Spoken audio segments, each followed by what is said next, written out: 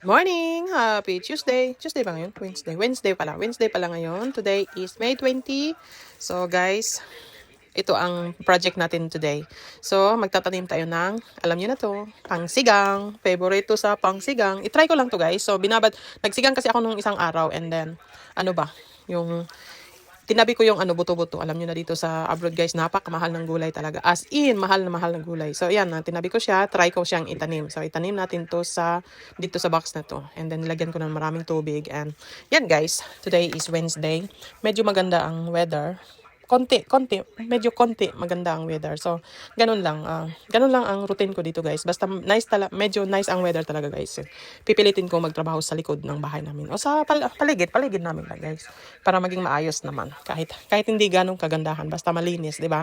Ganun naman talaga pag kahit maliit yung bahay mo, malaki o maliit, basta importante malinis ang bahay, di ba? Representable. So, 'di ba guys? So, yun na nga guys. Kahapon is nagtrabaho ako. Binigyan ako ng extra kahapon and then ngayon is free ako 2 days and then may extra ako sa Friday and then sa Sunday naman extra na naman ako and then yun. Sabado is free ako and then pupunta yung biyanan ko dito sa bahay namin. So, yan. So, in-invite namin. Hindi siya pupunta. In-invite lang namin siya.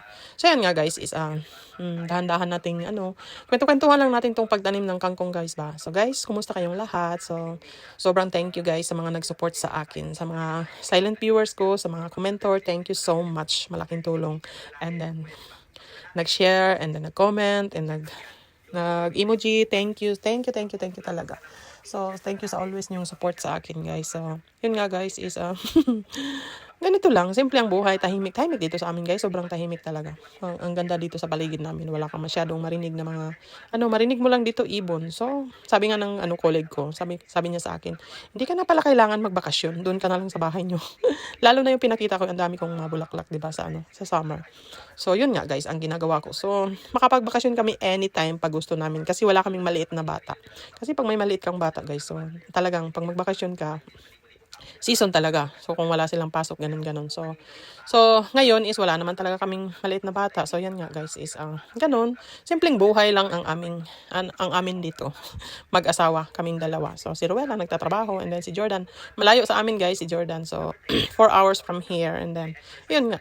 So, ito nga guys, ipapakita ko to sa inyo guys kung ano nang resulta guys. Kung sana maging makapagsigang tayo. Thank you for watching. Bye-bye!